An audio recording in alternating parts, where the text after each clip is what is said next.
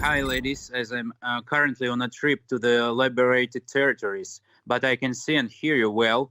As you probably know, we are now advocating the creation of an international tribunal to investigate crimes of Russian aggression against Ukraine.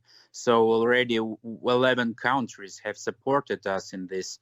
We plan to create it in The Hague, and it will start working in a year.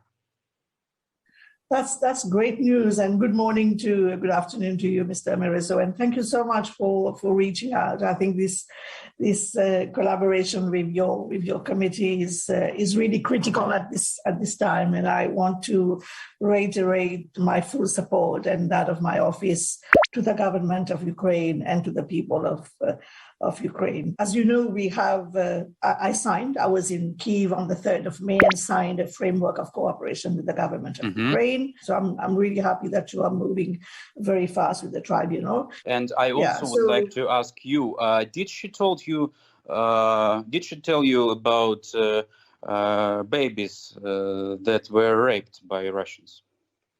I mean, she was talking about children. I mean, I don't know about babies because, like I said, it's only one meeting that I had with her, and I never engaged with. But I could also ask about Viagra. Viagra, we call it. So it was a special program of Russians to make a Viagra program to rape women.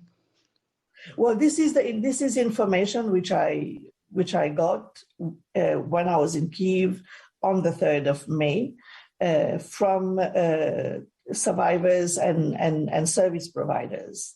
And the information was, it's reports. They reported to me, service providers who reported to me that they were doing door-to-door in different villages, and especially they were referring to Mariupol, actually. In fact, it was not like the information that I got was not about, it was focused on Mariupol, and they were saying that Russian forces were detaining women and girls in basement of buildings for days and raping them, and that they were equipped with Viagra and other drugs. And that information was imparted to me in the presence of the Deputy Prime Minister Stefanishina and the Deputy Minister of Foreign Affairs. Was also I ask you because you know that Russians also try to post it as a fake, because you know that is a very problem.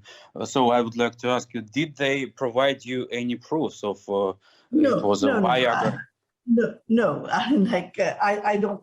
Like I said, it's not my role to go and investigate. It's not the role of my office. I have an advocacy mandate to provide strategic leadership on prevention and response. But when I have engaged with the media since I returned from Kyiv in May, I have mentioned that I have received reports from survivors and frontline service providers about women and girls being detained in basement of buildings in Mariupol, gang rape for days, with Russian soldiers having being equipped with Viagra and other drugs, and also they share. So you did not make any investigation about Viagra or something like that.